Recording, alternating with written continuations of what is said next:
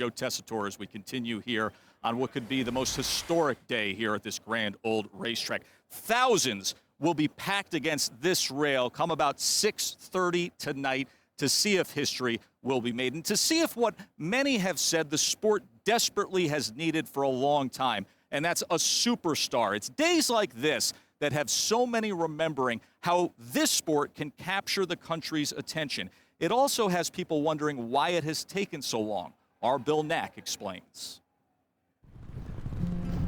The longest drought in racing history has stretched from the death of the typewriter to the birth of the iPad.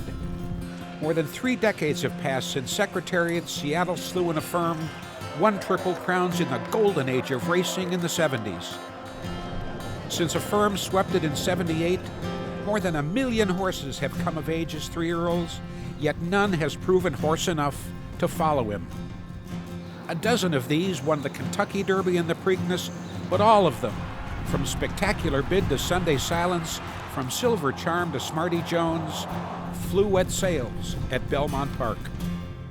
The golden age was rooted in a drug-free racing culture of the 60s in which trainers worked and raced their horses hard, building bone in their 2-year-olds. U.S. breeders had for years enriched domestic bloodlines with European stallions, such as Britain's great Nasrullah, who romanced U.S. mares as Ham first romanced eggs. His paternal line created Secretariat and Seattle Slew. But that old culture and those rich bloodlines are gone.